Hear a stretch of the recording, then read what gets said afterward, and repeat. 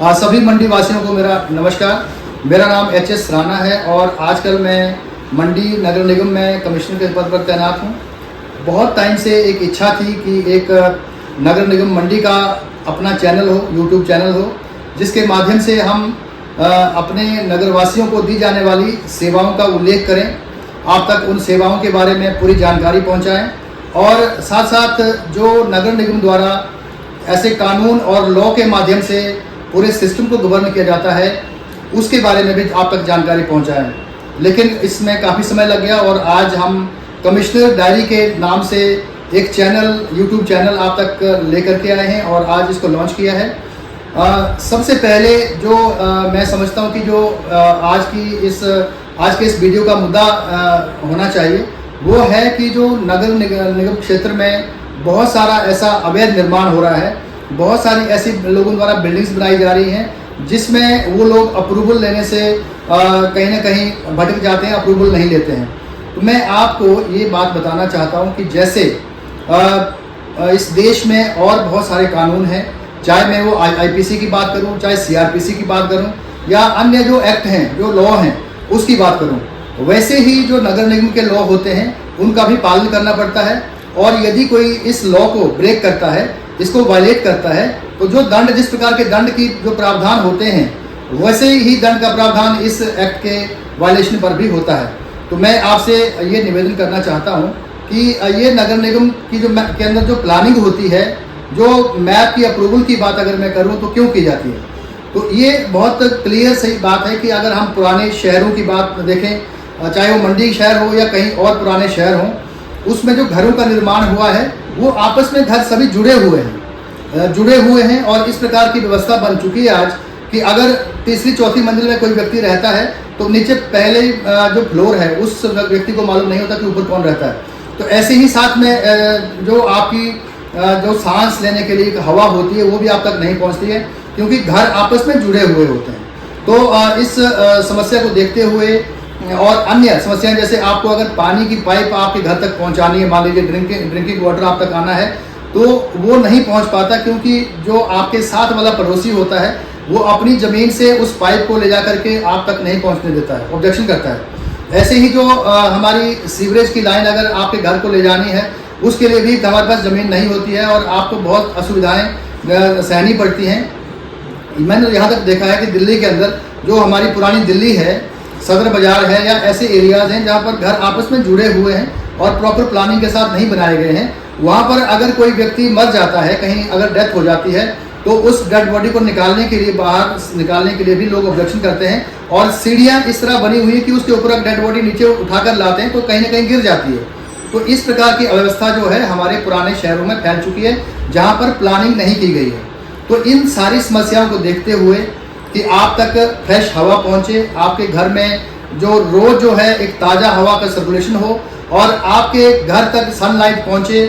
आपको जो पानी की पीने की पाइप जो आपके घर तक आनी है वो आपकी अपनी लैंड के अंदर से ही आए, या सीवरेज की जो व्यवस्था है उसके लिए भी जो पाइप आपके घर से निकलनी है वो सेप्टिक टैंक तक या जो सीवरेज लाइन तक जानी है वो भी आपकी अपनी ज़मीन के अंदर हो। क्योंकि आपने देखा होगा कि कोई दूसरा व्यक्ति, आपका पड़ोसी, कभी भी आपको अलाउ नहीं करता कि उसकी ज़मीन के अंदर से कोई सीवरेज लाइन जाए या उसके घर से होकर के कोई ऐसी आप अपनी पाइप ले जाए। तो ये समस्याएं देखते हुए ये प्लानिंग लॉ, जो टाउन एंड कंट्री प्लानिंग है,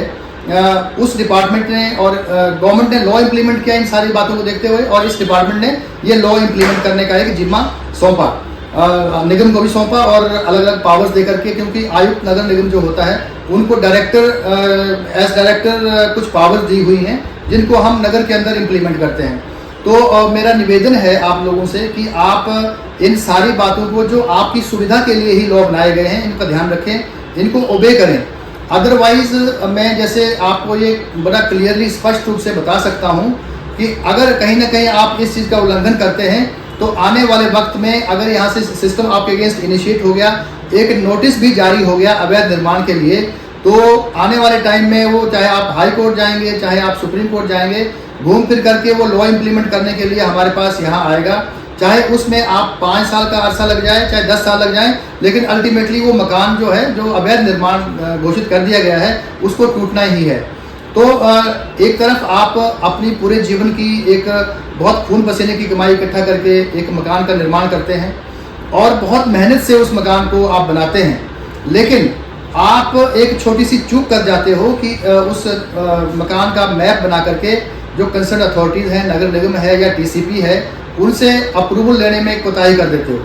उस तरफ आपका ध्यान नहीं जाता है और कई बार आप ये भी सोचते हैं कि मैं किसी हिसाब से पॉलिटिकल प्रेशर में या किसी पॉलिटिकल सिस्टम के द्वारा इस चीज़ को करवा लूँगा और मेरे ऊपर कोई बात नहीं आएगी, जो कि बिल्कुल गलत है। ऐसा कभी नहीं होगा, क्योंकि लॉ तो इम्प्लीमेंट होना ही है और अगर आपने गलत निर्माण कर दिया, कानून के विरुद्ध आपने निर्माण कर दिया, तो वो कभी न कभी उसके अगेंस्ट कार्रवाई होनी ही है। इस बात को आप तय माने, क्योंकि इसमें कोई छूट नहीं बरती जा सकती। तो मेरा आपसे निवेदन है कि जैसे आप इतना अपना पैसा लगाते हो मकान के ऊपर, तो थोड़ा सा आप कष्ट करें और एक मैप बनवा करके जो है ऑनलाइन नगर निगम के पास या जो कंसर्न अथॉरिटीज़ हैं उनके पास दे दें, ताकि जो एक्ट बना हुआ है उसके अलग अलग सेक्शन के तहत जो सिस्टम क्रिएट किया हुआ है उसके तहत आपको उसकी परमिशन दी जा सके और फिर आपका जो मकान है, जो आपका रिहायशी मकान हो चाहे वो कमर्शियल प्रॉपर्टी हो, उसका लॉ के प्रावधानों के अनुसार किया जा सके। इसमें कोताही ना बरतें। आप आजकल मैं मंडी नगर में देख रहा हूँ कि लोग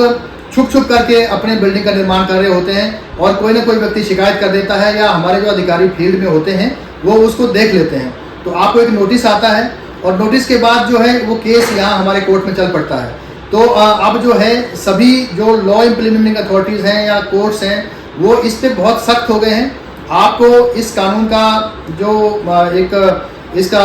इसको मानना ही पड़ेगा, इसको आप अवॉइड नहीं कर सकते। तो आप ये बहुत सख्ती हो गई है, आप इसमें कोताही ना बरतें और अपनी जो भवन है उसको सही ढंग से बनाएं, उसका अच्छे तरह से उपयोग करें। किसी चिंता के जो व्यक्ति